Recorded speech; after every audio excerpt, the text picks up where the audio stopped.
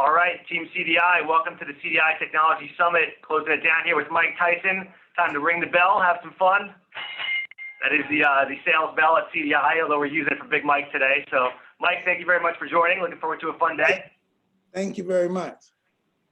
You got it. As I told you in the prep, I'm holding my Mike Tyson Punch-Out Authentic 1986. Yes, this is it's not a remake off eBay. It's the one I played when I was like 8 years old. I play with my daughter now. She's 10. The Nintendo has long-lasting power, so 30, 40 years later, we're still playing it. I got my Tyson glove in the back. I was a big fan growing up. I bought that growing up, but I did have one question I wanted to ask you. Normally on this back wall here, I have this amazing picture. I was a huge Mets fan of you, Doc Gooden, Dallas Strawberry. Y'all signed it in the 80s, having a good time. So I've always wanted to ask you, what were you doing at Stanford? What were you up to? Yeah, I went down. I just won a championship, so I was going down there to take a press picture with those guys, and we took that picture. Well, Doc and Dal never had any fun, so I'm sure that wasn't a good time at all. Yeah, I just watched the 30 for 30 with those guys. They were great, man. I was a big Mets fan growing up. So, well, listen, once again, thanks for having us today. We're looking forward to a good day. We got some panelists at CDI, Alyssa Hall, Vince Collado. They're going to be asking you some questions. We're looking forward to a great day. I'm going to start it off and then close it down later. So I got one to get going here. How did a kid from Brownsville go from where you started to where you made it in life? How'd that happen? It wasn't easy. It was challenging. I was in a lot of reform schools. I happened to get transferred to another facility, and there was a gentleman there by the name of Bobby Stewart. He was a staff member, but he used to be an ex-professional boxer, and he used to teach me how to box. And he used to shellac me. He used to really kick my butt, and I've gotten better. And eventually I surpassed him a little, and so he took me to a place where I can go to the next level, and that was the great legendary Customado. And once I went there at 13, 14 years old, my whole life changed. My whole existence was conquering people, winning titles, becoming famous, falling in love with my ego, and it was just the best time of my life. I was discovering who I was. Well, your life's been on the public stage for some time. I'm sure that comes with its challenges and its opportunities. So, Mike, thanks again. I'm going to hand off to my friend Vince Collado, and I'll see you in a little bit. Thank you. Thank you. Hey, Vince. Hey, what's going on? All right, Mike. It's great to talk to you, man. Awesome. It's nice seeing you as well. Yeah, thanks for joining us today. Hey, so I got to tell you, we've had a lot of guests at events over the years here at CDI. And when we told people we're having Mike Tyson, people were just absolutely pumped and super excited. So I got some really good questions for you. Of course, everybody wants to dig into your boxing career. So we're going to start there, if that's okay with you. Let's do it. Cool. So tell us, what was the most memorable moment of your boxing career? Larry Holmes. Larry Holmes, why? Yeah, because I revenged Ali. Awesome. 1980, when I was 14 years old, he knocked out Muhammad Ali. And I saw that and I was crying, and I said I'm going to revenge him. And how old were you when you fought him? I was 21. So 7 years later, you went. And he was 38, just like Ali was when he fought him. Wow, that's awesome. What a great moment. It was my favorite moment. So you mentioned Ali. Do you consider him the greatest boxer of all time? Yes. You do? How come? Because he is. Why not yourself?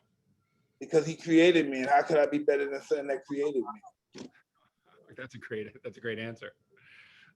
So if you could fight any one fighter in the history of boxing, who would it be if you could step in the ring with?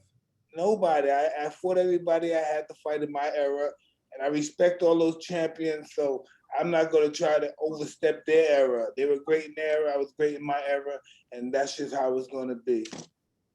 Even Ali, if you had a chance to step in the ring with him, you wouldn't do it? I would never fight him. Wow, really? Never? Even if, no matter what? He's my hero. Oh, wow. That's awesome. You would never fight your hero. So what made you become a professional boxer? Why'd you do it? Muhammad Ali. Just watching him fight? No, I was in an institution and he came and visited. He came to visit you? Not me, it's the whole. And you got to meet him in person that way? Oh, I saw him. And did you talk to him at all, or no? He was like 100 feet away from me. And so you laid eyes on him, you saw him. Yeah, And the energy that he brought into place. He brought the energy that was off the chain. Cool. So let me ask you, who in your career helped you most to become champion? My mentor, Cus D'Amato. Cus? Well, tell us a little bit about Cus and your favorite memory about him. Cus was a man, when I first met him, he was 71. He passed away when he was 77, when I was 19 years old, right before I won the title. And he was born in 1908. He had 2 champions before he met me. And then he was old, he was getting ready, he was in the twilight of his life, and then he met me at 13. And what happened? And then he focused his whole life on me, and he started developing my character, my whole ethos as a person, and that's why I'm who I am. Awesome. Yeah, I know he had a huge impact on you, and you've talked a lot Oh, about extremely. Yeah. Obviously you had an amazing boxing career, right? And clearly as we get older, you think differently about life and about things you've done in your career. Well, if you had to go back in time, change one thing you did in your career, what would it be? Nothing. Nothing? You no regrets? None. That's what I would hope you would say. So that's awesome. I'm glad to hear that. Tell us about, one of the most memorable moments I think for fans was certainly Evander Holyfield, right? And you fight in his ear.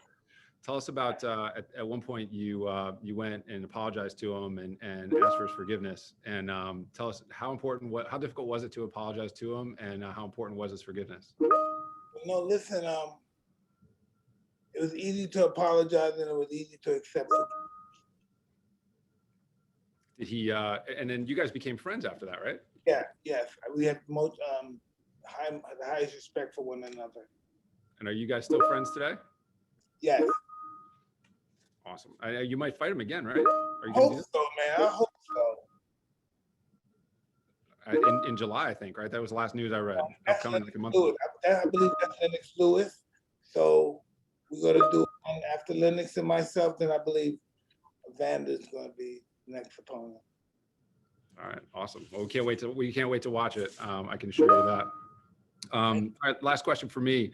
I have to ask it because we work at a technology company. Has technology helped you at all in your career, and if so, in what way? Listen, technology it helped as far as getting paid quicker, right? You get your digital transformation, Mike.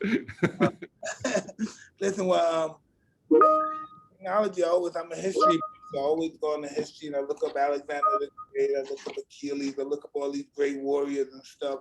So I'm constantly on the computer with that stuff. I love history. Very cool. All right, well, hey, I'm going to turn it over to Alyssa. Alyssa Hall is going to ask you a couple more questions about other aspects of your career. Let's do it. Hi, Alyssa. How you doing? Good to see you again. Thank you. All right, so this is the fun stuff for me. I would like to know, and other people who, we let everybody who's attending today submit questions for you. So these are a collection of everything, but my favorite, getting into the entertainment piece. What do you like more, boxing or acting? I like both of them for different reasons. Okay, so what are the reasons? What do you like about the acting part? I like the acting because it's instant gratification. Okay. And I like fighting because my masculinity is caught up in fighting. Oh, I like that answer. Okay, so when you're, well, obviously I want to know, were there any funny stories when you were filming The Hangover? Oh, no. It's just that when we was outside playing, like the scene with the tiger and stuff, we were shooting in the water fountain and it was cold out there outside. Really cold. They made it like it was summertime. It was freezing out there. That's acting. You have to act like it's warm. That was really hard. Yeah. So I'm just curious, what prompted Mike Tyson Mysteries? And maybe for people who aren't familiar with what that is, can you tell us about that? Well, listen, Mike Tyson Mystery was an array of series of shows, and with me as an animated person, and I had a little daughter, adopted Chinese daughter. I had an invisible gay companion, and who that I had a what else did I have? I had a bird. I had a bird, a pigeon. Of course. Yes. Who's that? Was that your idea, or did someone come pitch that to you? It was the show's idea. I didn't think this would work, but I guess that's why they do shows, because they know more than me. It was a success. Well, people were asking, some of our questions submitted were asking if there's going to be another season. I believe we're going to do another Mike Tyson Punch Out. Really? And we're going to continue doing our one-man shows. That is awesome. And then, is there any truth? I just read this recently, so you never know. Sometimes it's not. But are they making a movie about you right now? Well, they've been talk for like 2 years with Jamie. If Jamie Foxx is going to do the part of myself. I heard that. So, are you involved with that? I'm involved to a great extent, matter of fact. Yeah. Do you know Jamie Foxx personally? I know him very well. Yeah. I've known him since the 80s. So I think he would do an amazing job with this. I hope it actually happens. Magnificent, yes. So actually that prompts another question. Who makes you, I mean, I figure you must have met all kinds of famous and important people over your career. Who makes you starstruck? Like, who affects you? Well, you'd be surprised, man. It depends on what day it is. If they just finished performing a great performance, boom. So many great John Legend, Lettucey, just so many great guys out there today. It's so competitive in the music and entertainment world. Well, actually, when we were talking backstage, I asked a question, and then I think we actually ended up going live before I heard the answer. What music do you like? What do you listen to? I listen to good music. What is that? I can go from Public Enemy to Karen Carpenter. I like good music. Luther Vandross. I just like good music. When you're training, what would you be listening to?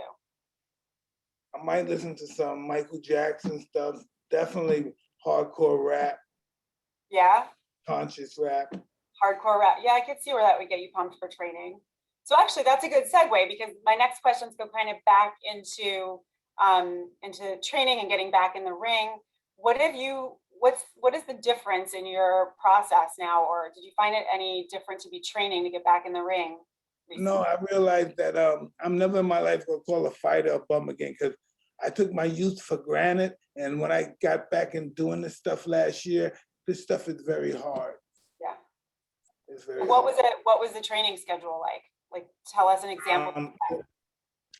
Well, listen, I would come to the gym, and I would hit the bag for 4 rounds, 5 rounds. I would go in the gym and hit the med for 5 rounds, and might hit the speed bag or the slip bag, and then I go home. I might do like 10 rounds of work. Oh my God. Yeah, around 10 rounds of work. And then I come back, and then sometimes I come in there, I spar people. We box in there. Wow. And the first time I did it for the Roy Jones fight, I got shellacked. I said, holy shit. It was really challenging. Well, I bet. I mean, so how long had it been since you had fought before that fight? I don't know, 15 years. Wow. Yeah, I can see where that would be hard to get back into that. So do you think that this whole like YouTube celebrity crossover thing, well, what do you think of that? Do you think it takes away from the integrity of the sport? I think that it gives the sport so much entertainment value. Yeah. And you like that? That's good or bad? No, it doesn't matter what I like. What does it do for the business? Well, I have some people here. They want to ask you a question about last week. Okay. Did you watch the Logan Paul fight? Yes, I did. What do you think about it? I think that he was better than Floyd thought he was. I think he's better than what I thought he was. And he was really big. Floyd fought somebody so big. This guy's like a small heavyweight. But I think he underestimated him as well. Yeah. I don't think he thought he was going to be that good. Would you have That durable. I don't think he said it's gonna be that durable. That's the better statement. Durable. Would you ever fight Logan? No, I love those guys. I never want to fight with them. Thank you. He was so excited. And then we had someone write in and ask, have you recovered from your hoverboard wipeout? Wow, golly. Listen, sometimes every now and then I have to bring a specialist in and he gives me that special sciatica rub down for like 4 hours. Really? Yeah, it comes back every now and then. Oh my gosh. I just watched that today. That was, I had to have surgery because of that. really? Your whole bust, bulb disc and all that stuff. Oh my gosh. Well, I'm glad you're better. Oh, And so am I. I was really down. my daughter, I got her a hoverboard last year for the holidays, and I have wiped out on it many times as well. Thank God you're not hurt. I know, thank you.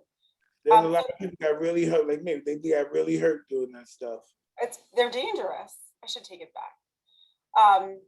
This question is I'm super curious about, because it is so interesting to me. How do you get into training pigeons? And honestly, how do you even know what to do? It's thousands of years of breeding and training. It's been going on thousands of years before Christ. How did you know how to do it?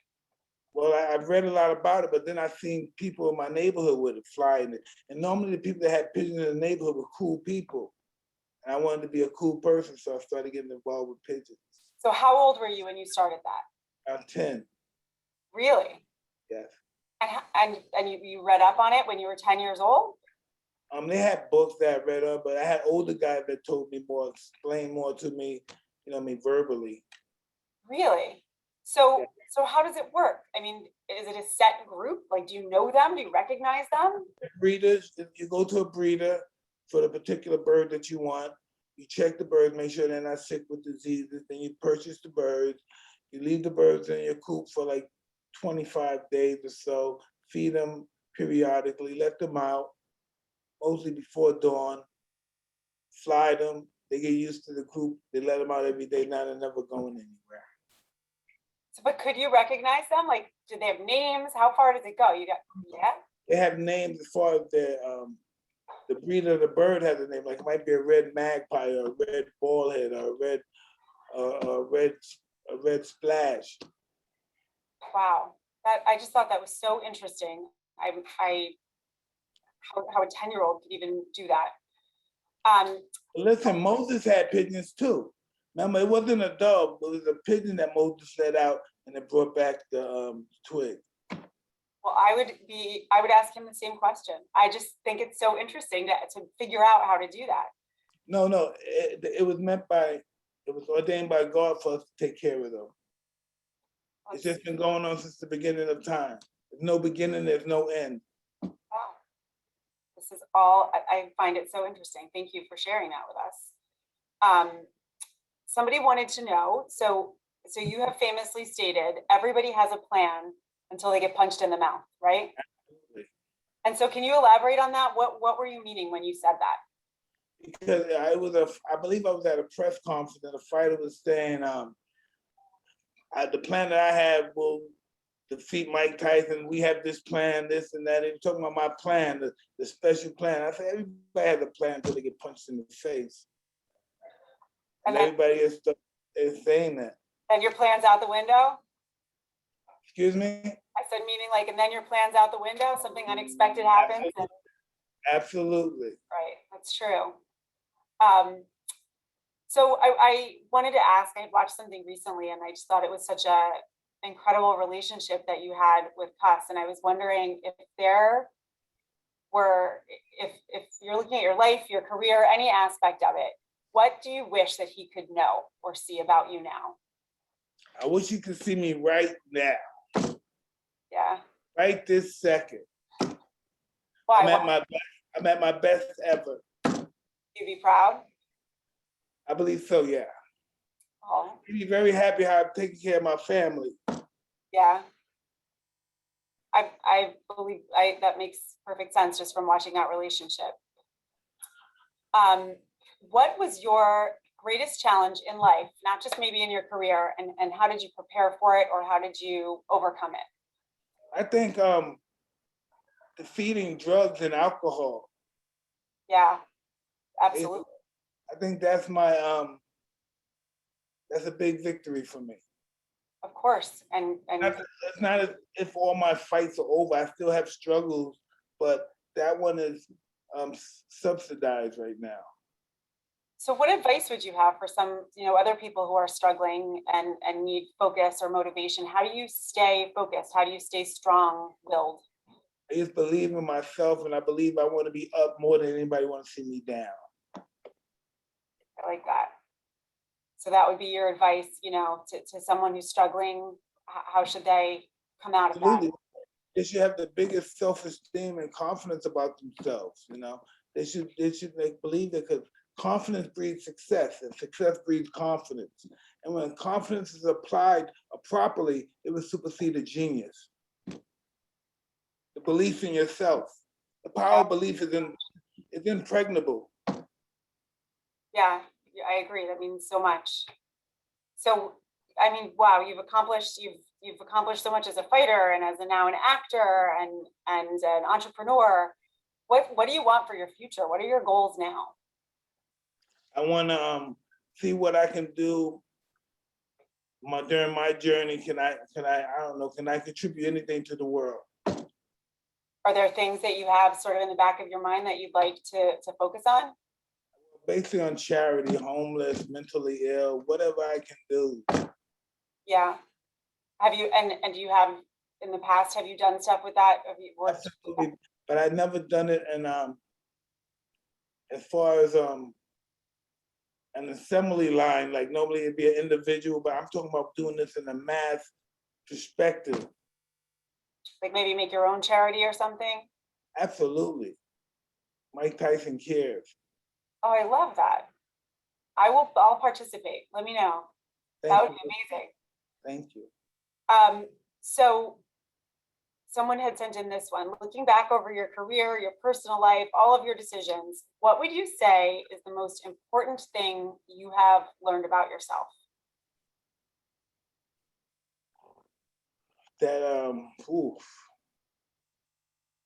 that I have a great deal of compassion, and I'm just I don't know, I'm just ferociously competitive. I just compete. I don't even want money. I like the desire of the fight of life. You want to win. I want to fight to win, but sometimes you don't always win. But the fight to win and to give it your all is like winning. So actually, that brings up a question. How do you take it when you don't win something? Does it really affect you, or you're able to come out of that pretty easily? No, it affects me. I would be a knothead, no emotional if it didn't affect me. Yeah, it affects me, but it doesn't ruin my life. It's a part of my job. I had a bad day at the office. Tomorrow will be better, but maybe 6 months, but tomorrow will be better. Just like life.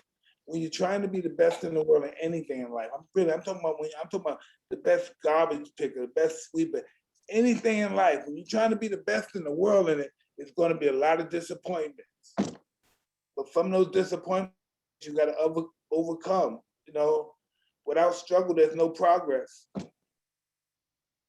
Yeah, that's absolutely true. That's I think what I try to tell my kids too. It's hard for them to understand when you're young, but it makes sense now. I'm just seeing there are a couple questions that came in here. Someone says they want you to know that you inspired him when he was the heavyweight champion of the world, and even more today. You're the man. Thank you very much. Someone's saying 1981, Ronaldo Snipes versus Larry Holmes. Did Holmes get the slow count, making Snipes the champ? Yeah, that was a good fight, though. I like that fight. I remember that when I was a kid. It blew our mind when Larry Holmes went down. Whoa, we said, holy moly. But when he got up, Ronaldo's in a lot of trouble. Yeah. Well, before I turn it back to Rich, I had one more question that came in from someone in our company's 6-year-old daughter, and she wants to know what your favorite color is. Blue. All right, she's going to be pretty excited that her question got asked, I think. Literally. So, Rich, if you want to come back, I know you wanted to kind of close us out with Mike. Oh, there he is. But you're muted. The fun we have with technology. All right, I got it. I'm muted. Before I wind it down, Mike, do you have any questions for CDI or me or AJ or Vince or our customers? Anything you want to ask? I'm just enjoying your company, man. This is really stimulating. All right, well, that's a compliment. Well, I'm surrounded by a lot of great people, so thank you very much. I'm actually going to ask you 3 questions to close it down. Business-wise, you've made a lot of investments in the cannabis space, and there's a lot of Bitcoin, there's a lot of different ways people are, and not just people, but the biggest organizations in the world are, from Elon Musk down, finding different ways to invest their money. So what are your thoughts on some of those emerging sort of strategies you've had yourself with investing your own money, whether it be in either or both or neither of those segments? Well, look, I've been doing good in those areas. You know what I mean? It's just very interesting. This whole Bitcoin and all this stuff is just very interesting, but very it's fun. It's fun. I'm looking forward to see how this turns out. Well, I got 25-year-olds on my team with Bitcoin mining machines in their studio apartment. So do you have a mining machine down in the basement, or are you going about it another way? Hey, I don't know. We have some of these tokens, these Bitcoin. I don't know what we're gonna do. My wife really handles that stuff, but it's just fascinating. This new stuff, some new money comes out of where nowhere, it just comes out of thin air. Fair enough. Did the media treat you fairly when you were coming up?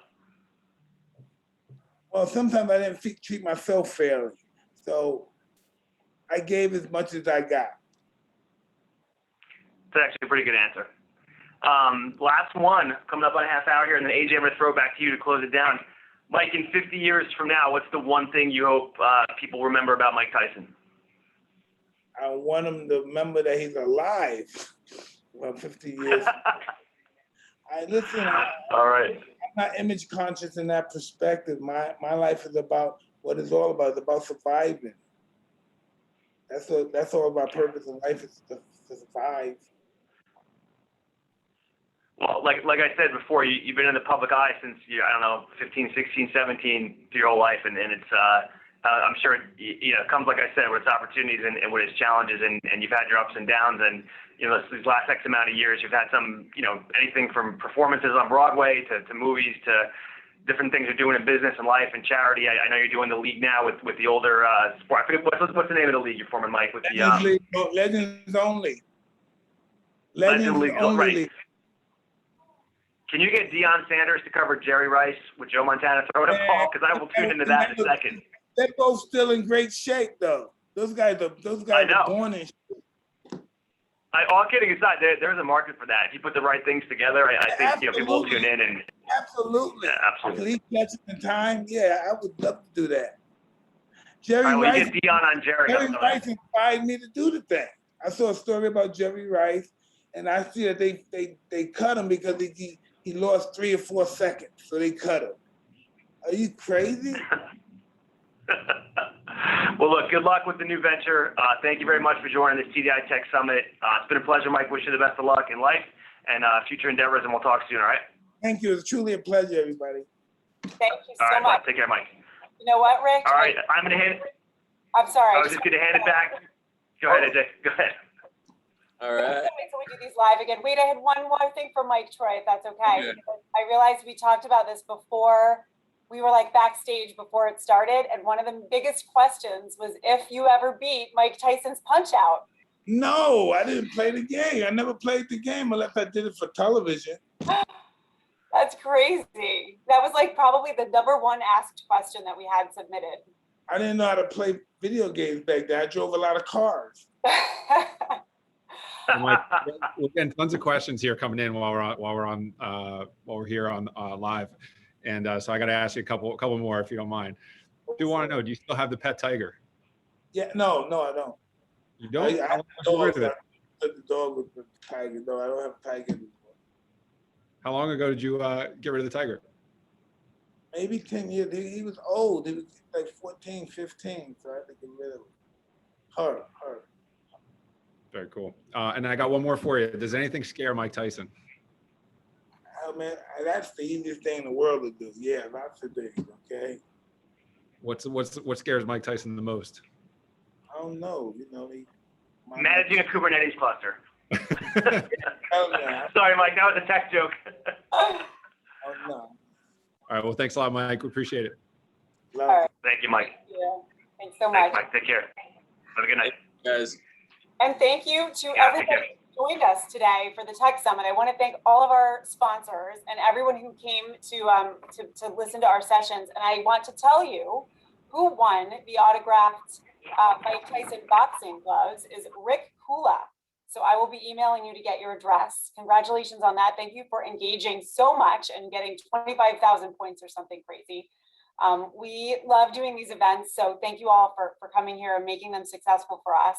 And I would ask that you make sure that you're following our social channels so that you know about all of the next events when they're coming up and can make sure to be here for all of the fun that we always seem to have on these. So thanks again for being here. Enjoy the rest of your evening, everybody. And we'll see you at the next event.